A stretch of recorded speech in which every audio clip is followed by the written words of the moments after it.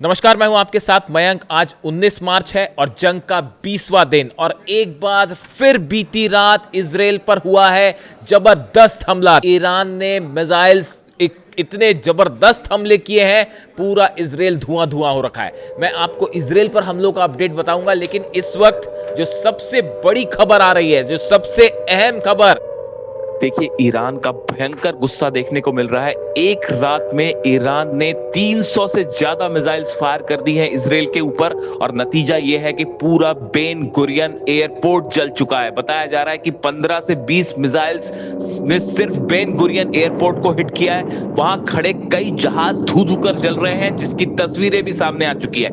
Iran की सेना ने कहा था आज की रात सबसे बड़ा हमला होगा इजराइल पर, और बिल्कुल वैसे ही हुआ। पूरे इजराइल में कई जगहों से तस्वीरें आई हैं जहां भयंकर धमाके हुए हैं। इजराइल का डिफेंस सिस्टम पूरी तरह से फेल हो गया है और नतीजा यह है कि पूरी रात भर इजराइल जलता रहा।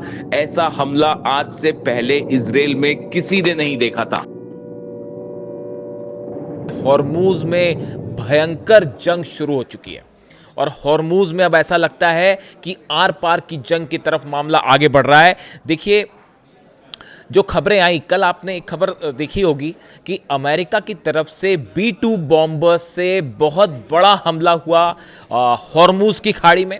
हॉर्मुज में बड़ा हमला हुआ और करीब 2200 किलो का एक बड़ा बॉम्ब गिराया गया। अब आप देखिए, इसकी लोकेशन बेहद अहम है कि ये बॉम्ब अमेरिका ने कहाँ गिराया और अमेरिका के टारगेट पर क्या है, ट्रंप के टारगेट पर क्या है। ट्रंप का ये पूरा प्लान समझना होगा।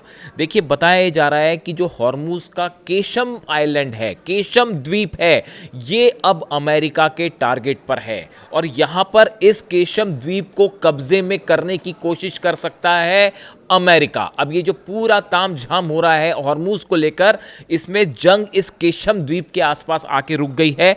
आखिर ऐसा क्या है यहाँ? केशम आइलैंड वो जगह है जो IRGC का सबसे बड़ा स्ट्रॉन्ग होल्ड है। यहाँ पे ज़मीन के नीचे, इस आइलैंड में ज़मीन के नीचे बताया जाता है ईरान का बड़ा मिसाइल का ज़खीरा है। यहाँ इतना ही नहीं, इसके नीचे कई ऐसी गुफाएं हैं, सुरंग हैं, जहाँ पे तमाम तरह के ईरान के जहाज़ हैं, सबमरीन्स हैं जो अब तक निकाली भी नहीं गई हैं, फाइटर बोट्स हैं। ये सब के सब टनल्स के नीचे बनी हुई हैं और केशम आइलैंड वो जगह है, जब तक इस पर कब्जा नहीं किया जा सकता तब तक आप हॉर्मुज को कंट्रोल नहीं कर सकते। ये बात ट्रंप और अमेरिका को अच्छे से समझ में आ गई है। बताया जा रहा है ये जो केशम आइलैंड है, इसमें जो टनल्स है, इसके नीचे तमाम मिसाइल बैटरीज हैं। कई एंटी शिप मिसाइल्स जो हैं वो यहाँ पे इसके नीचे छुपी हुई है। इसके अलावा आप देखें कि यहाँ पे तमाम तरह की माइंस जो हॉर्मुज में बिछाता है ईरान, वो केशम आइलैंड के ज़रिए निकाल के बिछाई जाती है और वापस जो है इन सुरंगों के अंदर जो है बोट्स वापस आ जाती है, जिसका कोई तोड़ नहीं है। इसीलिए अब अमेरिका ने केशम आइलैंड को टारगेट करते हुए एक बड़ा मिशन शुरू किया है और अमेरिका के इसी मिशन के तहत जो USS ट्रिपोली जो जहाज़ है, जो कि जापान से चला है और वो बढ़ रहा है ईरान की तरफ, उसकी जो लास्ट लोकेशन आई थी वो मलक्का स्ट्रेट्स के पास आई थी और इसको अभी पहुंचने में करीब 3 से 4 दिन और लगेंगे। 3 से 4 दिन और लगेंगे और इसी के तहत प्लान ये है कि जब तक USS ट्रिपोली वहाँ नहीं पहुँच जाता तब तक अमेरिका की तरफ से अगले 4 से 5 दिन बताया जा रहा है केशम द्वीप पे और हॉर्मुज के आसपास भारी बम्बार्डमेंट किया जाएगा, ताकि जो माइंस वहाँ पर हैं, जो अंडरग्राउंड फैसिलिटीज़ हैं ईरान की, जो मिसाइल सिटीज़ हैं, हथियारों का ज़खीरा है, इस पर हमला किया जाए। ये डोनाल्ड ट्रंप का और अमेरिका की सेना का प्लान है कि 4 दिन में आप भारी बम्बार्डमेंट करिए, जो कि ऑलरेडी शुरू हो चुका है। B-2 बॉम्बर्स हर दिन, B-52 बॉम्बर्स हर दिन यहाँ पे जो है वो बम्बार्डमेंट कर रहे हैं और पहले आप हवाई हमले करें, उसके बाद USS ट्रिपोली यहाँ पहुंचे और हमले करें। लेकिन ईरान की सेना ने करारा जवाब दिया है अमेरिका को और अमेरिका का ये प्लान जो है वो अभी से देखिए कैसे मुश्किल में है। पहले तो खबर आई है USS जेराल्ड को लेकर। अमेरिका का दुनिया का सबसे बड़ा एयरक्राफ्ट कैरियर, वो ईरान के मिसाइल्स के खौफ से अब भागकर ग्रीस की तरफ बढ़ गया है। ग्रीस ने इस बात को कंफर्म भी कर दिया है कि वो जो है, कहाँ तो फारस खाड़ी की खाड़ी में पहुंचकर हमला होना था, कहाँ इजराइल को USS जेराल्ड आर फोर्ड क्यों भेजा गया था? वो भेजा गया था हाइफा के करीब और उसका काम था कि इजराइल की रक्षा करना। जो पिछली आग की खबर आई थी अब वो कन्फर्म होती दिख रही है। मैंने आपको बताया था कि जेरल्ड आर फोर्ड में आग लग गई और कहा गया था कि वो गलती से आग लग गई है और उसकी लॉन्ड्री में आग लगी है। अब बताया जा रहा है कि वाकई वो ड्रोन स्ट्राइक थी, ड्रोन स्ट्राइक हुई थी और उस पर आग लगी थी और उसके बाद जो है अब इसको पीछे हटाना पड़ा और हटाना ही नहीं पड़ा है, उसको ग्रीस की तरफ आगे भेज दिया गया है। यानी एक प्रकार से आप देखें दुनिया का सबसे बड़ा एयरक्राफ्ट कैरियर ईरान की मिसाइल्स के खौफ से पीछे हट गया है। कल ही आईआरजीसी ने दावा किया था कि हमने कई मिसाइल्स फायर किए यूएसएस जेराल्ड पर और उसके बाद वो जो है वहां से भाग खड़ा हुआ। अब्राहम लिंकन का भी यही हाल है, दूसरा जो एयरक्राफ्ट कैरियर है उसको भी काफी पीछे खींच लिया गया है। पहले 1000 किलोमीटर था, अब और पीछे हो गया। यानी दुनिया के जो दो सबसे बड़े अमेरिका के एयरक्राफ्ट कैरियर्स हैं वो जो है इस जंग में पस्त होकर पीछे हट गए। इससे बड़ी जीत ईरान की नहीं हो सकती। आप देखिए यूएसएस एयरक्राफ्ट, दोनों एयरक्राफ्ट कैरियर आप देखिए, एक पर जो है 90 फाइटर जेट है, एक पे 70 फाइटर जेट है, इतने बड़ा सेना है, सब कुछ है, वो दोनों पीछे हट गए। आप समझ रहे हैं कितना खौफ है ईरान के मिसाइल्स का।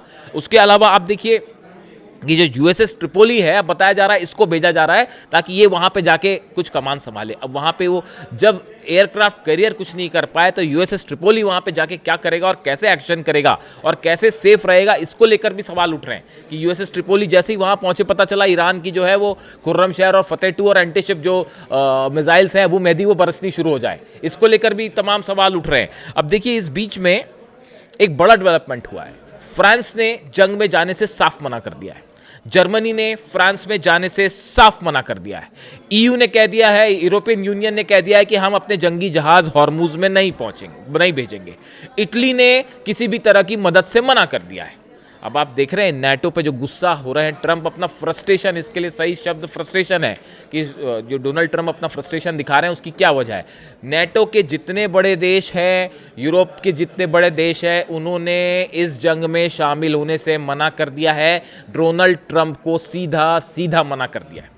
यानी जिनके भरोसे बैठे थे कि शायद कोई मदद करेगा, मदद करना मना कर दिया। इसीलिए ईरान की सेना कह रही है कि मदद मांगते फिर रहे हैं। कल आईआरजीसी का बयान आया कि जो है डोनाल्ड ट्रंप जो है वो तमाम देशों से जो है मदद की भीख मांगते फिर रहे हैं, ये बात कह रही है ईरान की सेना की तरफ से, ये बात कहा गया।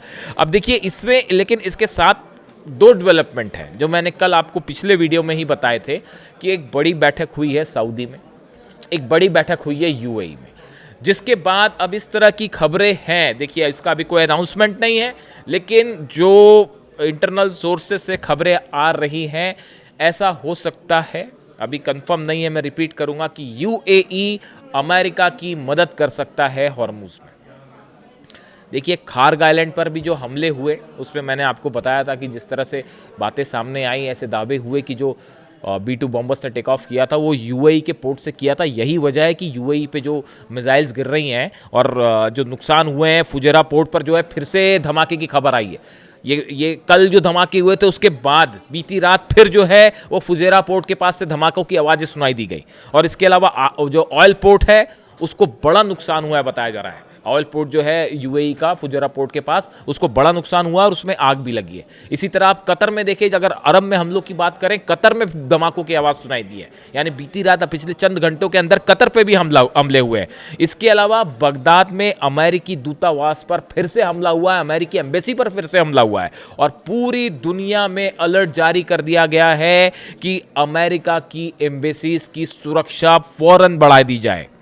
यानी खतरा पूरी दुनिया में अब मंडरा रहा है अमेरिका के ऊपर। जो बात पहले से हम इस बात के लिए आगाह कर रहे थे कि ये मामला जो है सिर्फ सीमित नहीं रहेगा ईरान तक या फिर मिडिल ईस्ट तक। इंटेल सोर्सेज बता रहे हैं कि पूरे दुनिया में अमेरिकन एम्बेसीज अब निशाने पर हैं और ईरान की तरफ से जो स्लीपर सेल्स हैं वो कहीं भी एक्टिवेट हो सकते हैं और अमेरिका में घुसकर भी हमले हो सकते हैं और पूरी दुनिया में कहीं पर भी अमेरिकन एम्बेसीज को निशाना बनाया जा सकता है। इसके अलावा अगर आप सऊदी की बात करें, देखिए सऊदी की भूमिका को लेकर तमाम सवाल उठ रहे हैं। मैं अभी उस बारे में कुछ नहीं कहना चाहूँगा, लेकिन ये ज़रूर है कि सऊदी जो है वो सीधा टारगेट पर है ईरान के। और एक बड़ा हमला ऐसा हुआ है सऊदी पर जिसका जिक्र करना बेहद अहम है। हालांकि ये हमला 24 घंटे पहले हुआ है, यानी कि ये हमला 18 तारीख को हुआ है। देखिए, Iran has reportedly launched a series of drone strikes targeting US military assets in the Middle East, destroying the American ANFPS 117 radar near Al Qassim airport in Saudi Arabia. Saudi Arabia के airport पर America का ANFPS 117 radar system जो लगा हुआ था, इसके ऊपर drone strike होती है और यह पूरी तरह से तबाह हो जाता है। यानी एक बार फिर एक और रडार सिस्टम अमेरिका का तबाह हो गया, जिसकी कीमत 20 मिलियन US थी। यानी शाहिद ड्रोन 16 लाख रुपए में जो बनता है, उस शाहिद ड्रोन ने 20 मिलियन US, हिसाब लगा लेना आप कैलकुलेटर में कितना है, वो जो है उसके ऊपर स्ट्राइक करके 20 मिलियन US का जो रडार सिस्टम था उसको तबाह कर दिया। अब ये रडार सिस्टम क्या करता था? ये रडार सिस्टम 400 से 500 किलोमीटर के अंदर कोई भी मिसाइल आएगी, कोई भी ड्रोन आएगा, उसका पता लगाता था। किसी तरह का कोई और हमले का अंदेशा है तो उसके बारे में अलर्ट करता था। अब जब अलर्ट करने वाला रडार सऊदी का, जब उसी को ऊपर ड्रोन गिर जाता है, अब इससे अब इसको अब आप क्या मानेंगे बताइए? ये जो रडार है 460 किलोमीटर जो है इसकी रेंज थी।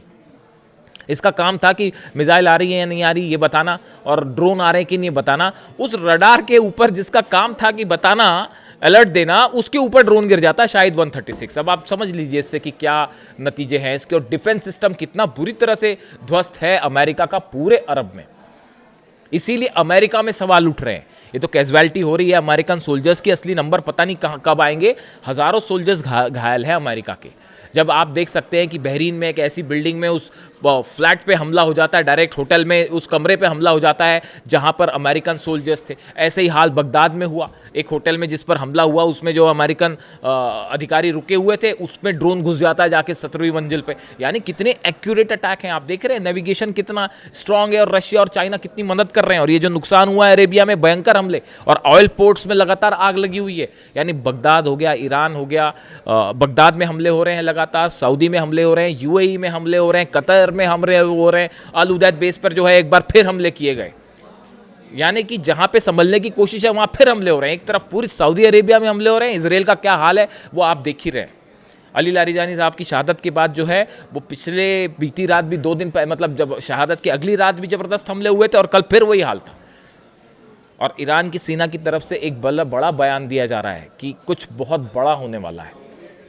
इसका एनालिसिस अलग से करेंगे, क्या मतलब है ईरान की सेना के इस बयान का कि जल्द ही कुछ बहुत बड़ा होने वाला है। क्या कोई ऐसा प्लान है ईरान के पास जो कि अब तक का सबसे घातक हमला साबित हो सकता है?